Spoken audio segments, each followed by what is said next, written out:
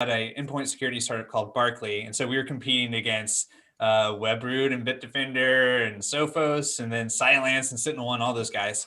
Turns out it's a very competitive space. Barkley ended up getting purchased by Alert Logic. Looks like I just went live. Yeah, no, I noticed that too. Wow. Must have hit the wrong button and went live. So yeah, we are live. Awesome. I think it says Principal IT webinar. So there's a error there, but hey, Jared, you can go and edit those and post it in the groups.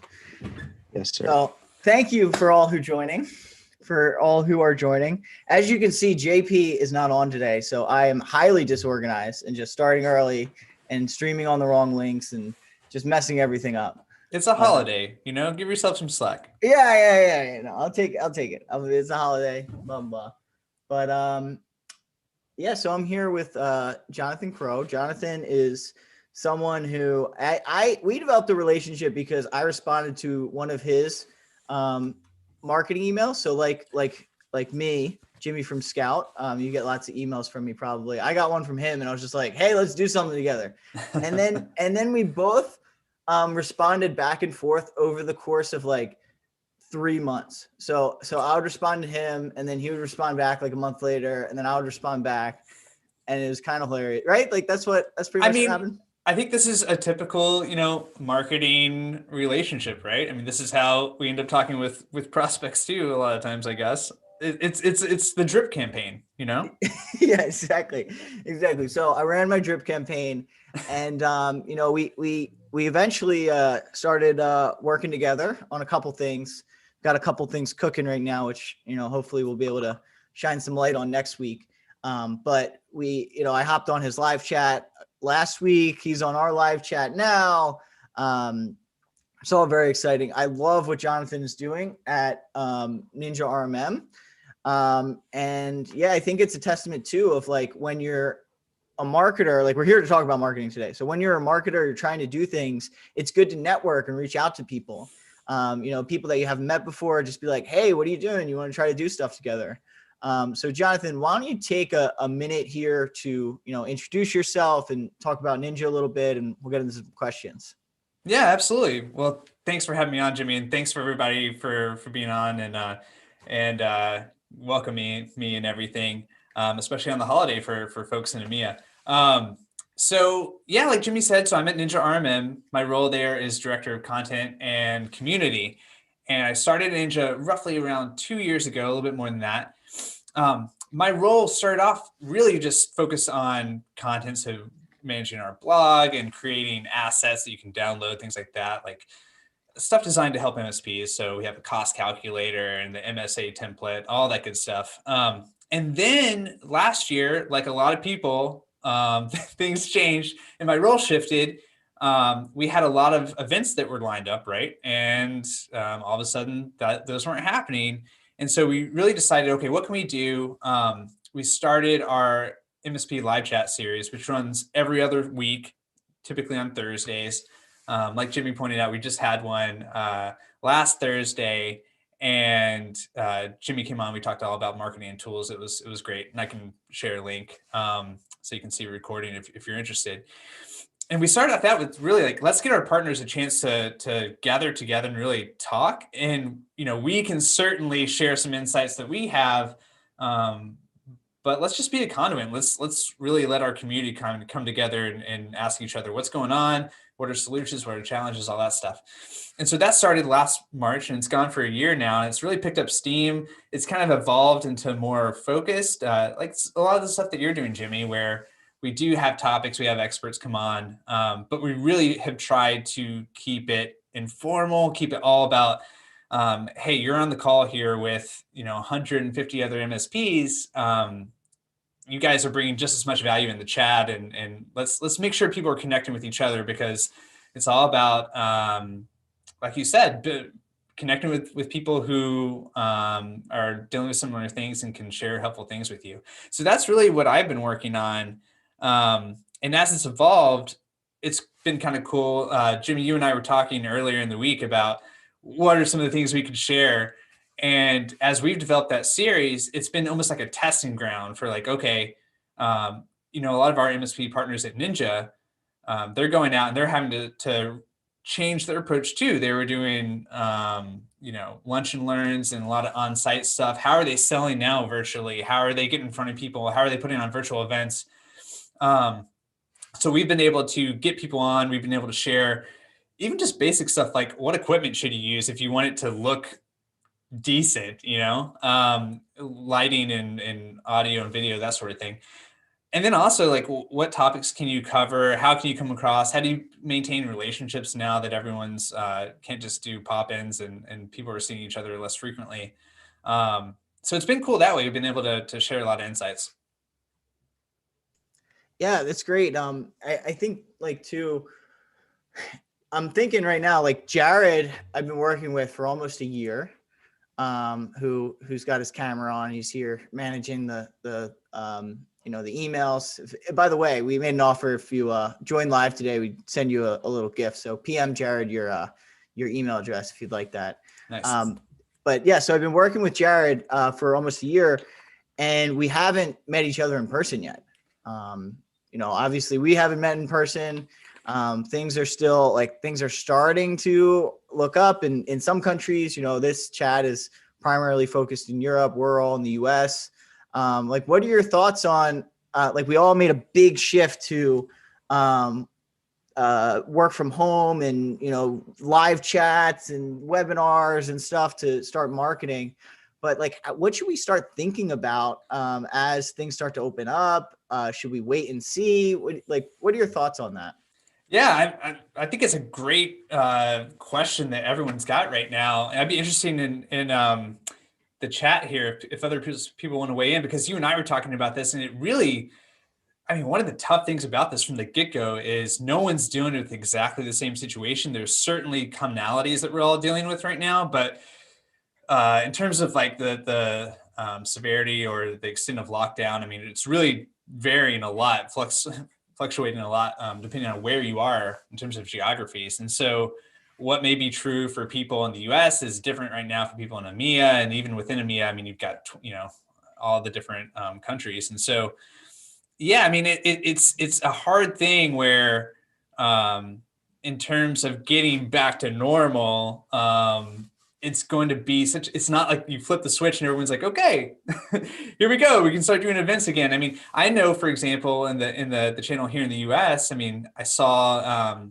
I'm blanking on who exactly it was. There was a security company that put on an event in Tampa. It seems Threat like Locker. Threat Locker. Thank Fraud, you. I think. Yeah, exactly. So that was the first one I've seen where it was kind of a vendor really trying to start doing that again. I know we got Robin Robbins coming up and some other ones. But yeah, for Ninja, I think we've made the commitment that we're not doing anything in person through summer, and we're kind of waiting to see. So it's very much like, okay, let's keep an eye on things. We obviously want to do in person again when we can, when we feel like it's safe and when it's worthwhile to do it. But in the meantime, we're still very much focused on let's do virtual stuff. And from there,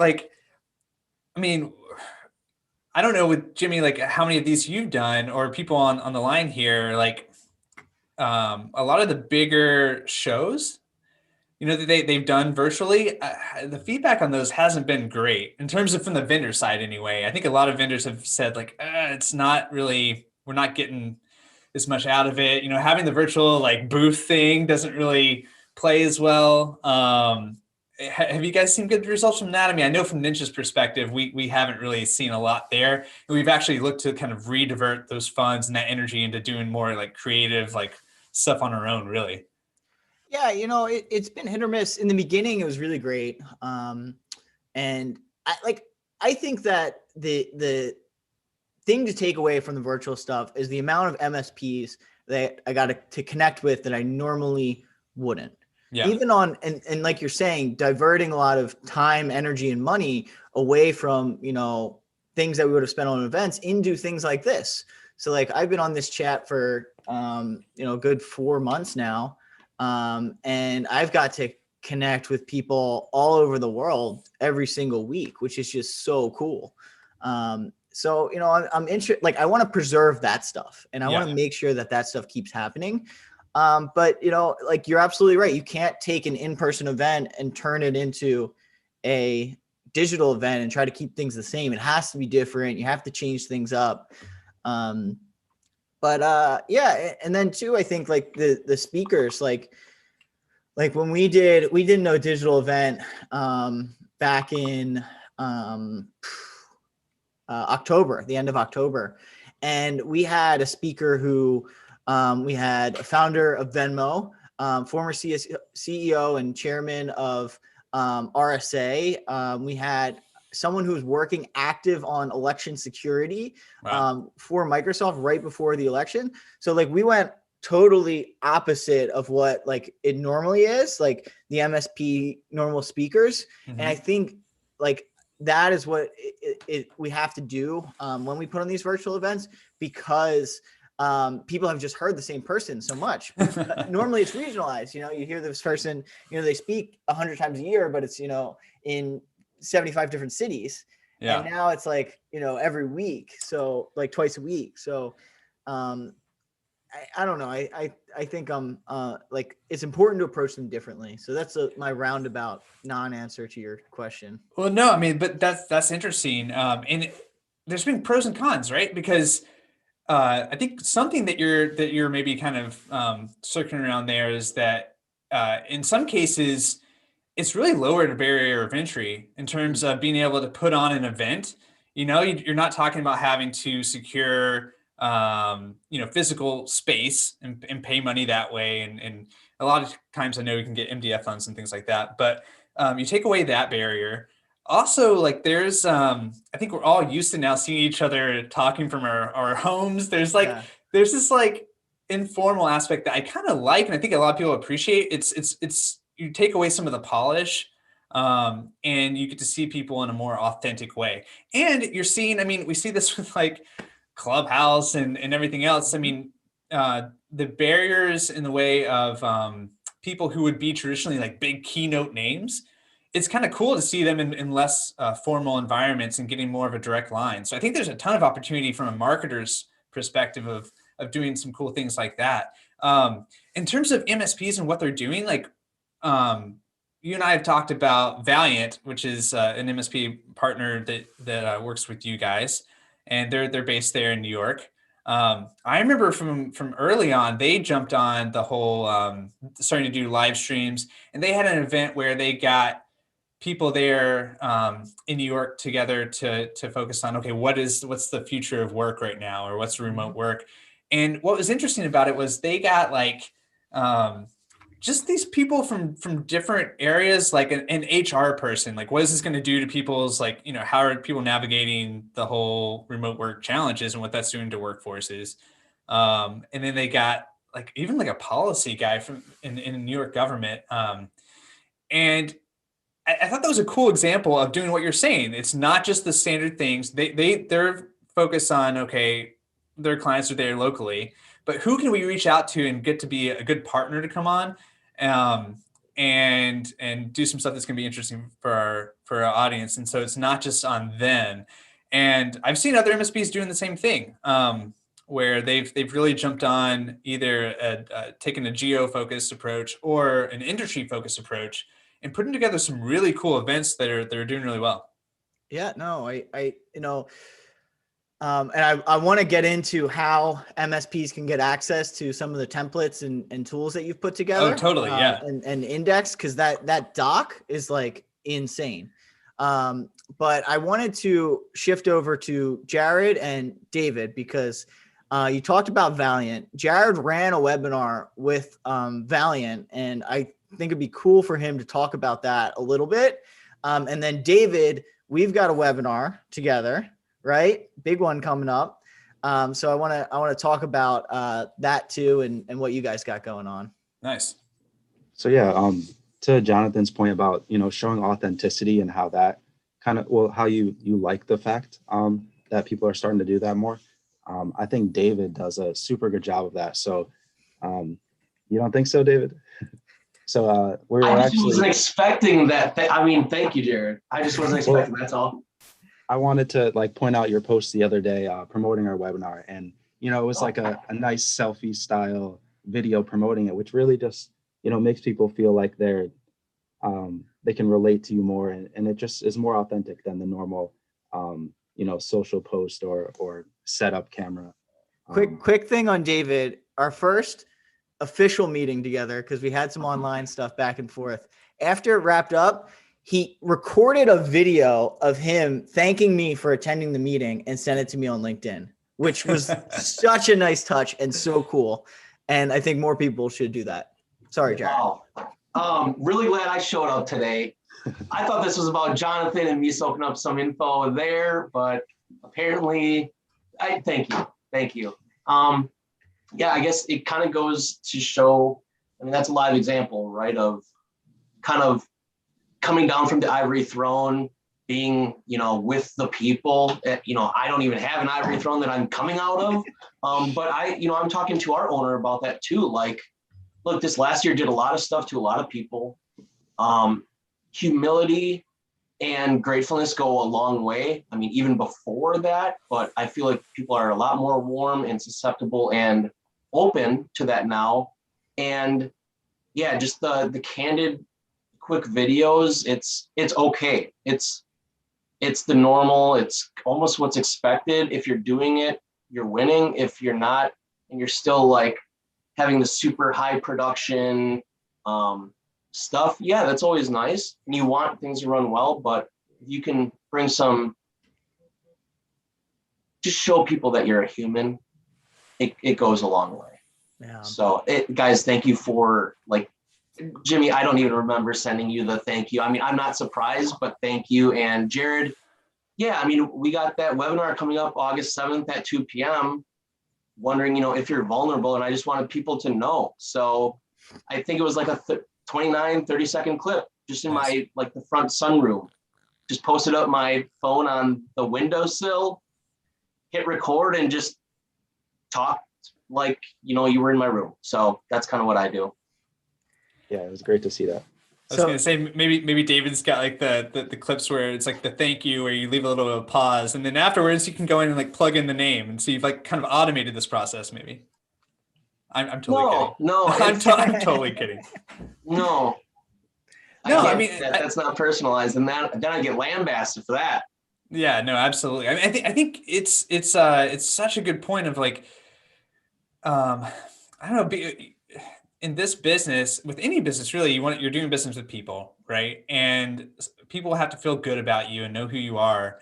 And to Jimmy's point earlier, in a way, this has really broadened our ability to do that, because we're able to be more personable, and people feel like that's an okay thing to do. And everyone's also getting a lot more used to it, right? People got their video setups ready to go and everything. And I think it's a really great thing to see, is that everyone's doing this a lot more. I feel like I mean, one of the best compliments I've gotten from the live chats that we do is a partner who came on and said, I feel like I've watched you guys a lot. I feel like I know you. And it feels like we didn't just sign up to get like, start using new software. We feel like we're part of a community. And I mean, that was like, yes, we're doing an awesome thing. And I feel like that way with, even with Jimmy. And Jimmy, not just these things that you're doing, but your ads too. Like, I don't know. I think you do a great job with this stuff. Thank you. Did you see our April Fool's joke yesterday? I did indeed. Well done. Full technology, man. Full. Sounds unreal. Fundamental orchestrated operating language, full technology. Take the people completely out of the equation. Nothing can go wrong. Trap them in a simulation. Exactly. But Jonathan, we keep things really, really light here. The whole idea of this chat is to take a break from the webinar. It's just 15 minutes. So could you give us some closing words? How can people get in touch with you? I saw you posted the live chat links in the chat for the live attendees. So we'll go ahead and post those on the comments on Facebook and YouTube for those watching after the fact. But why don't you close this out here? Sure, absolutely. And so well, first of all, thanks again for having me on. Would love to come back anytime. Love taking these breaks myself. And I post that link in there, not just to be self-promotional. The live chats, that if you go to that link, you'll see the upcoming one, and of course you can register. But all the past ones, we don't gate those at all. We have, you can watch the video recap. You don't have to fill out any information. And then we also always have this like resource doc. It's really just a Google doc. We do things very, very lo-fi. But all those Google Docs will have tons of links to resources. For example, like the last one we did with Jimmy, it's got links to a ton of like DIY marketing stuff. So if you're looking to build out more collateral, there's lots of stuff that way. A couple chats ago, we did something all around video. So if you are looking to do something like David's doing, or Jimmy or me, I had a bunch of other vendors and experts on who shared all their equipment lists. So you can go and check that out. And all those are ungated. So just wanted to get that out there. But yeah, I mean, I think it's marketing, even before all this, so much to think about, changing all the time, a lot to keep up with. I think everything that's happened now has made some things easier, and obviously some things harder. But I think the big thing that I would stress for everybody is not being afraid to get out there and just try things. And I think that everyone, to David's point, to Jimmy's point, to Jared's point, everyone's more receptive to that than ever. So yeah, get out there and try stuff. And Jimmy and I, we're here to help. Other vendors are here to help. Don't be afraid to ask for help too. There you go. Well, happy Easter, everyone, for those celebrating. If not, that's okay too. Have a great weekend. And, thanks for tuning in.